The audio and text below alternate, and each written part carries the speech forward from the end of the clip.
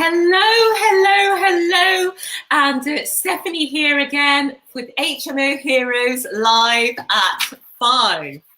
And for anyone who doesn't know about HMO Heroes, it's a Facebook group for motivation, inspiration, and information all about HMOs. So do join the group if you haven't already. And tonight's show is very special. We're going to do a bit of a focus.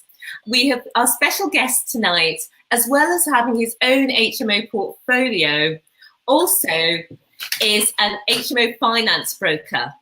And he has made it his mission to make HMO investing open to newbies in a way that it wasn't when he first got into HMO investing. So tonight's show is going to focus on the nitty-gritty of what you can do to give yourself the best chance of HMO finance. Because at the end of the day, let's face it, finance is the thing that often holds back the growth for investors, and the right kind of finance at the right rates. It's great to have an amazing broker on your team to help you make that growth. So tonight he's going to talk about things such as how to get HMO finance as a newbie, the things you can do to put yourself in pole position, how to maximize your chances of getting the best revaluation, and how to finance HMO development deals. So as I say, he's built up his own HMO portfolio and now runs GPS Financial, which offers can't think of the word, specific service for property, professional property investors and new property investors. So any questions that you have as we go along, just put them in the comments and show some love by giving a thumbs up. So I now want to say a huge welcome to the show, HMO hero, Morgan Stewart. Hi, Morgan. Great to have you on the show. Hi, Stephanie. How you doing? Yeah, good. Thank you. Good. Enjoying this kind of heat. Yeah, it's warm, isn't it? Warm. Thank you for having me on. I appreciate that. Yeah, pleasure. So to start off with, Morgan, can you tell us a little bit about your story and how you got into property in the first place? Yeah, definitely. So I started out on the building site. I'm a qualified bricklayer by trade, and I used to specialise in converting old churches and barns. So I used to do barn conversions, worked on a lot of stonework, so the stonemason, and rebuilt 16th century barns just on the outskirts of Newport. And then the credit crunch came along, and things did change a lot. And unfortunately, I lost my mum and dad at the time, but I had a small inheritance which I wanted to use. And I joined Simon Zucchi's mastermind course. So I did mastermind 11 back in 2012. And I'm a lifelong learner, so I love reading books, and devoured every book I could get on property investing, and then made a jump and started buying houses in Newport. Bought my first buy-to-let property in Bainswell, so in the centre of Newport, paid $69,000 for it. It was a probate property, refurbished it myself, spent about £8,000 on a refurb, and now hacked up all the walls, replaced floors, obviously doing the work myself. The materials cost $8,000, and then remortgage it at $90,000. 6 months later, pulling out my deposit money, and then I learned about these wonderful things called HMOs and the cash flow that is available. So I went on Simon Zucchi's 3-day accelerator course, and I learned about market financing, finding deals off market. So I started a leafleting campaign, and I got my first motivated seller, and he just wanted a quick sale. There was no mortgage on the property. He was moving into a bungalow and had the property RICS valued at $150,000, and we paid $119 for it. Went in and spent $15,000 on the refurb, converted it to a 6-bed HMO, and then remortgaged it and revalued it at $180,000. 75% $180,000, and then we just carried on going like that, and just momentum investing. So buying, doing a major refurb on there, converting to a HMO long before the planning rules came into effect in Wales, when we could still do it under permitted development rights, and then generally remortgaging it and pulling our money back out and go and get on the next deal. Fantastic. That sounds amazing. So from there you went up to HMOs, and how did you find that? What was your experience of trying to get finance then as a relatively new investor back in the day? So I had a mortgage broker at the time, and he's a great guy. He's still a good friend of mine, and he was based in Darlow's. He was a Darlow's estate agent broker, and he was good for our single let mortgage and our own home ready mortgage. But as soon as we started moving into the HMO territory, he didn't really have the knowledge, and I recognised then that there was a gap in the market. And remember, this was back in 2012, 2013, when HMOs weren't really that much out there, and only just starting. That I just realised there was a gap for a specialist HMO mortgage broker, and I stopped enjoying doing what I was doing. So I stopped. I used to work on big building sites, building 500 houses, and I'd be in a metal box in the ground doing the drainage works for 500 houses. Be raining in all weathers. I decided this is not for me. So I did my mortgage exams and decided to set up a mortgage brokerage, and which I did in 2013, and I haven't looked back since, really. So we specialise in commercial finance, HMO mortgages, bridging loans, and development finance. Right, and that's been really good news for the rest of us, because you understand totally the HMO world and the property investing world in general, and can really provide a specialist service. That's the word I couldn't find earlier. Yeah. So let's dig in then with the finance questions. Yeah, let's go for it. Let's start off with newbies. How can new investors who want to go straight into HMOs without doing single lets first? Yeah. In fact, before you answer this, Morgan, let me just say hello to the people who we've got online. So hi, Mike. We've got Michael Calisperas, who say you're a top bloke. Hi, Mike. We've got Steve Johnson. Hey, Steve. Hope your viewing goes well. And Raj, that I can see at the moment. If you're on and I haven't mentioned you, leave a comment and I'll give you a shout out. Okay, so back to this question. It's, what can new HMO investors do to get the best chance of getting finance and getting a good deal if they haven't gone the single let route first? Yeah. So one of my challenges was I didn't have, when I was started doing HMOs, I didn't have the correct experience, the likes of Paragon, which is usually the go-to for the mortgage brokers. So I wouldn't fit their criteria.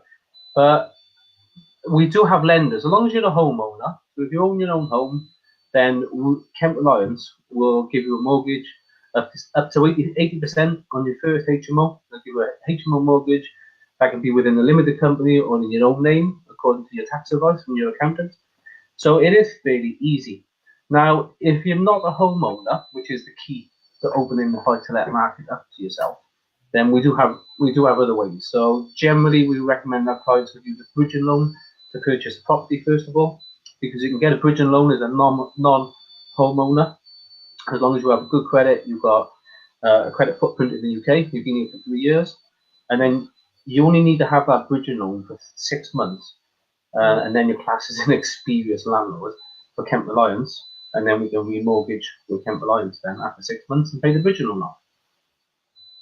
Right. Okay. Yeah, that's cool. So let's recap. For new people, they don't own their own home, the best way is to go bridging. Bridging loan, yes, yeah, bridging loan. And then refinance after they've got the experience of 6 months. Yeah, yes.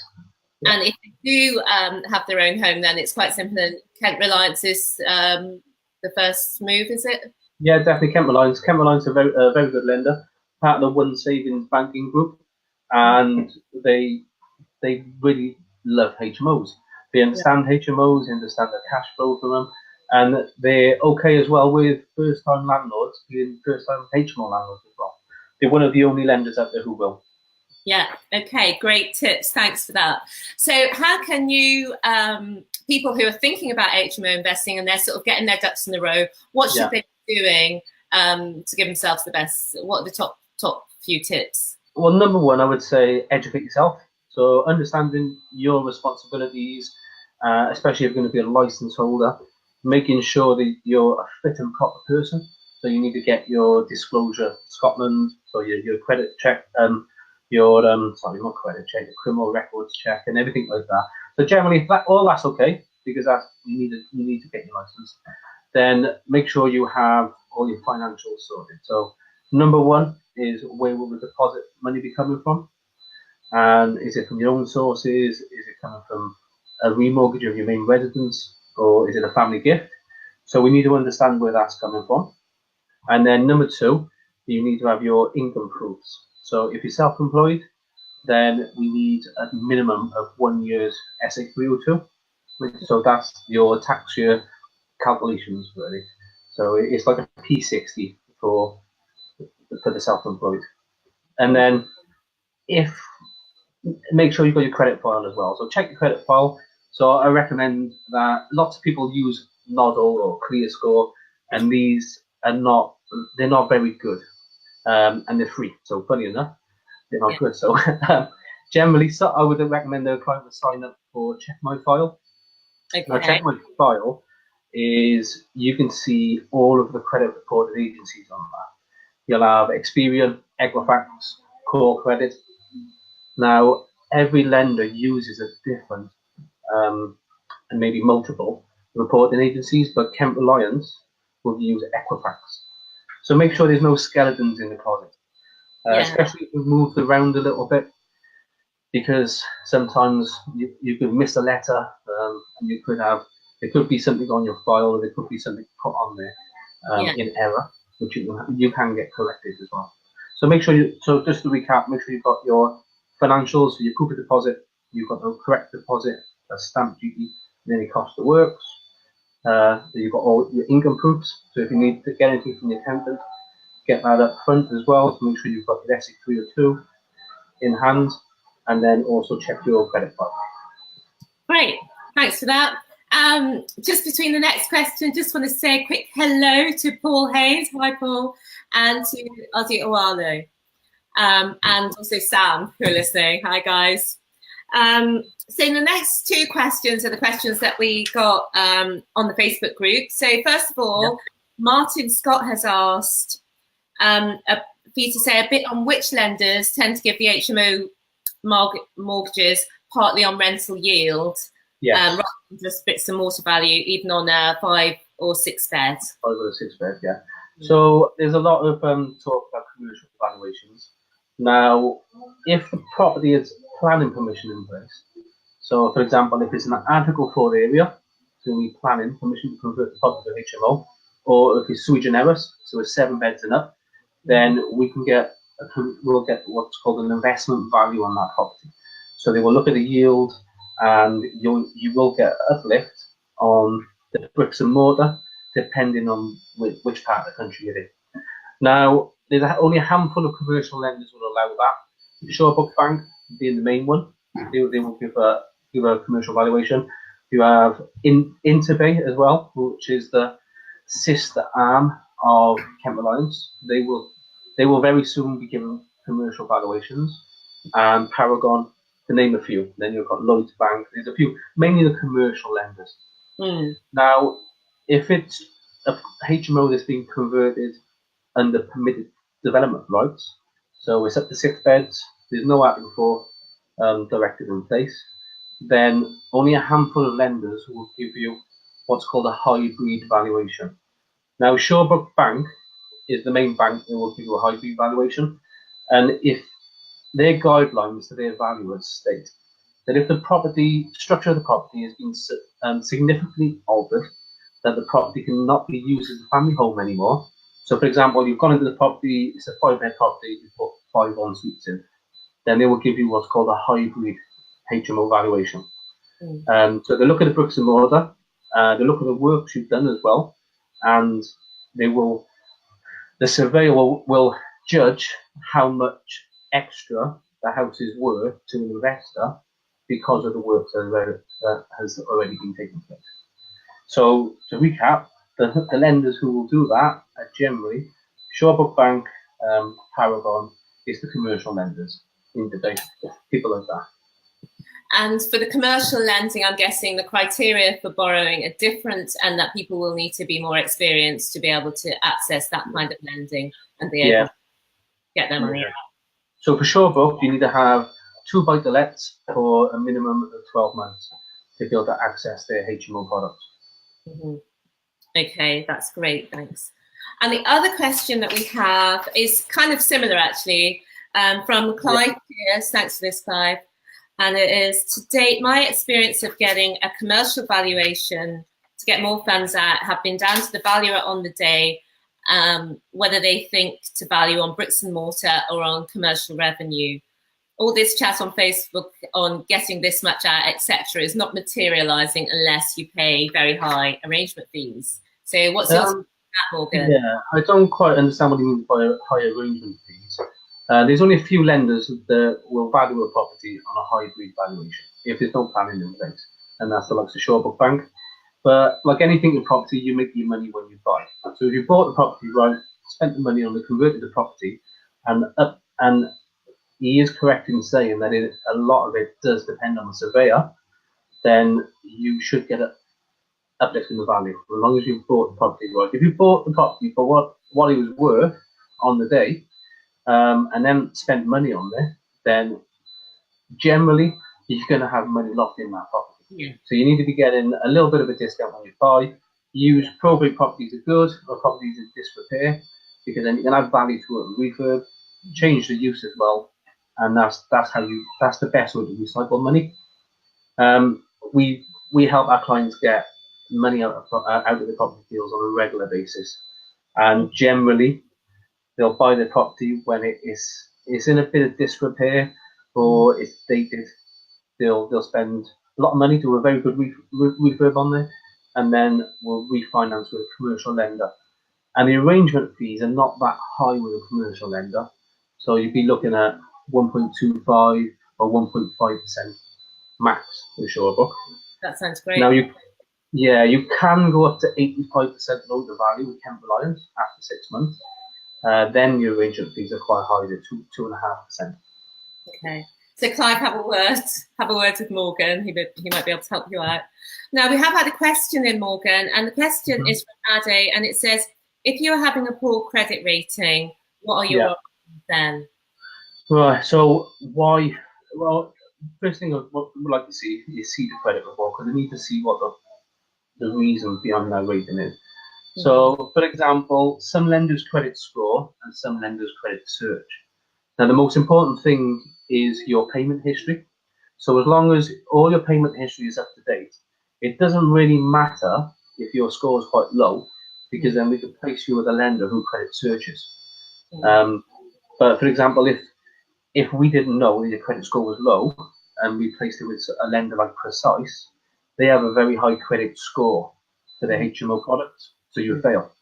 But if we knew the credit score was low and all your payment history was fine, then we could place you with someone like Kent Reliance who credit search. But you need to have a clean credit history, so all your unsecured lending and secured lending in the past 24 months need to be up to date and clean. And it's only for 24 months. 24 months, yeah. It depends on the lender. I mean, if you do have some blips on your credit file and there has been some missed payments here and there, we do have lenders who will give you a mortgage, but they will charge you for that. Yeah, of course. Okay, thanks for that question, Ade. Now, so next question, what are the biggest mistakes that you see property investors making when they're going in for lending? When they're going in for lending, so not having the paperwork in the room, really not. So number one, check your credit file. That is number one. And not having the paperwork. So especially if you're a portfolio landlord now. So the rules of the finance market has changed quite a lot, and a lot more paperwork is required now. So you do have to have all the paperwork completed. And we as mortgage brokers at GDS Financial, we try and make it as easy as possible for you. So everything's done online with us.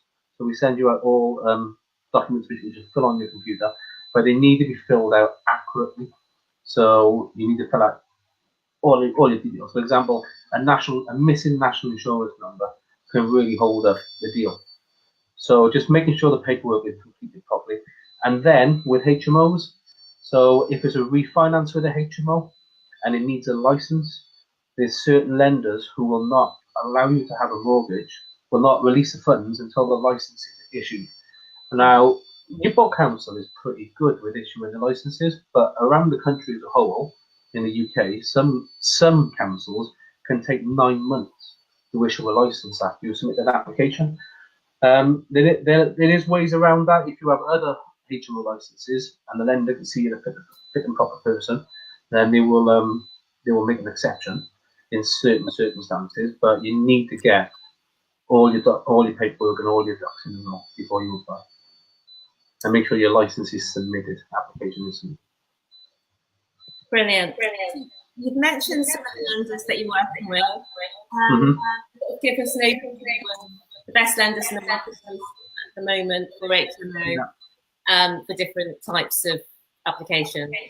Yeah, so it all depends on the applicant and the property. So I'll just take a 6-bed HMO, depending on which how long you want to fix for. So Precise have some very good rates available at the moment, and rates are coming down.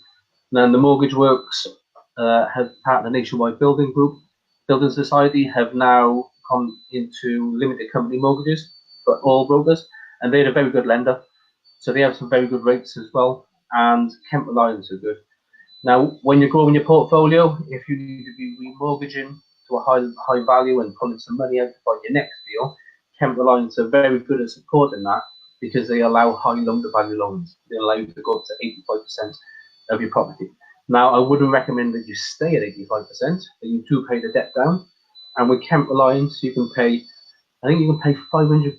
Yeah, you can pay £500 a month off your balance without incurring any early repayment charges. So you can pay the debt down after, but they can be good for remortgaging to a high value and pulling out some money to buy another deal.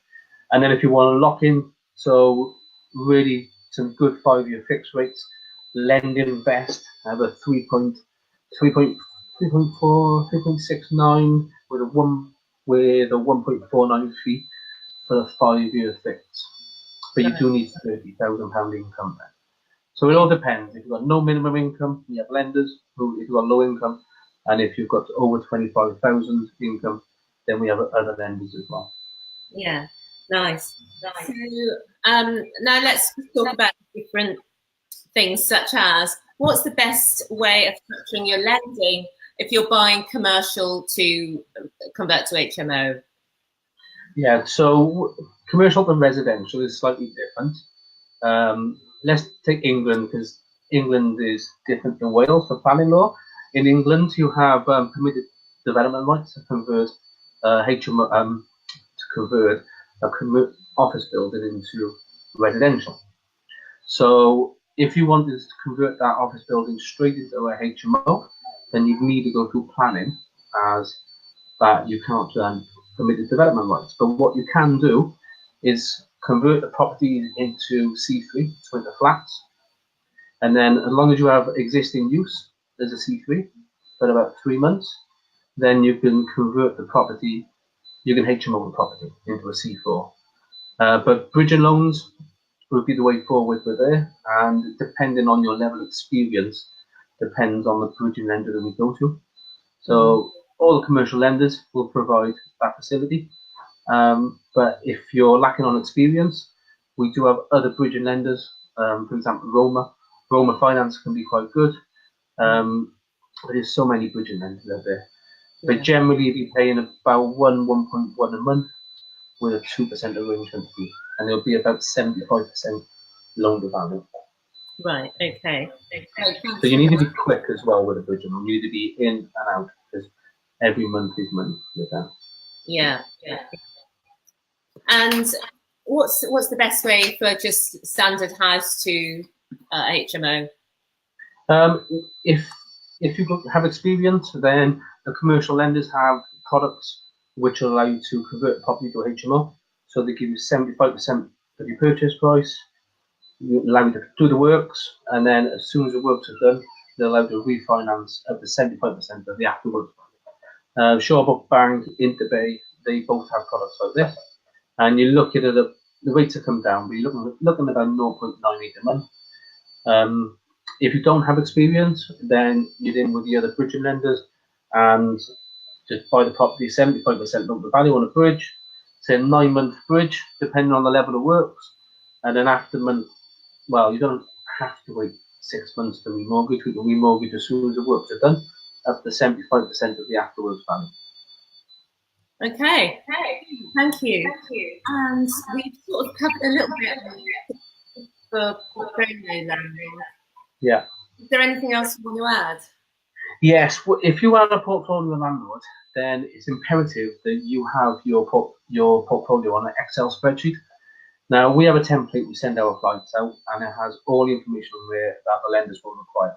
So we need to know the full address of the property, we need to know when you bought it, how much you bought it for, the current market value, your current mortgage balance, the current mortgage payment, and also your current rent. Now, this can really slow things down because of the FCA rules. We need to submit this to every single lender, and every single lender has their own way of receiving that information. Then there's no standardization at the moment, so it is quite admin heavy for us. So we need the information clearly, and the more clear the information is, the faster the loan is processed. So make sure your portfolio schedule is up to date. If you're going to remortgage, then change it, put the new figures in, and make sure all the information is on there. Great, thanks for that. We've had a question in, and it's from Stephanie Blair. Thanks for this question, Stephanie. Are there options for first-time buyers wanting to invest in an HMO? Possibly, Stephanie missed the first part of the video. Good question, Stephanie. Yes, there is. So I would generally recommend a bridging loan to start out. Obviously, you need to have, before you start out, get tax advice on how you, from a good property accountant, on the best way to purchase a property, whether it be in a limited company or your own name. But to start out, then you'd have to use a bridging loan to purchase a property. You need to hold that for 6 months, and then we can remortgage you away to a mainstream lender. As after 6 months, you're classed as an experienced landlord and a homeowner. Fantastic. Well, this was a bit of a whistle-stop tour, really, tonight, and we've just got you for half an hour tonight, haven't we? Is there anything else you want to add, Morgan, before we head off? Yeah, so get yourself educated. And I'm the host of Cardiff Property Investors Network. We meet on the second Tuesday of every month in the Mercure Hotel on Newport Road, and which is next Tuesday. You're more than welcome to come along. And if you want to, have never been to a PIN meeting before, you can come as my guest, free for your first time, just by using my first name, Morgan, as a voucher code. And yeah, just get yourself educated, really. Learn from other people's mistakes. If you want to put the link, or send me the link, Morgan, I can put that out with the PIN and that for people to go along. I've been along to your PIN, and it's really good. Who have you got speaking next week? We've got Julian Maurice about HMO. We all love Julian. Fantastic. Okay, well, thank you so much for coming on, Morgan. Was there anything else that you wanted to add for now? No, that's it for now. Thank you very much. If anybody has got any queries about your own personal situation, do give Morgan a call at GPS Financial, and we'll put the details underneath. Or if you just want to go along to Cardiff PIN, obviously that's a great way, well, to meet Morgan, and also, to see Julian if you're going next Tuesday. Yeah. Great. So, oh, I've gone the wrong way. So thanks all for joining us tonight. As I say, do join the Facebook group if you haven't already, and do join us again next week when we'll be back with another HMO Hero live at 5. And I'll post more details about who we've got coming up in the next week. But for now, it's bye from Morgan. Thank you. Bye. Thank you very much, Stephanie. And bye from me. See you next week, guys. Bye for now.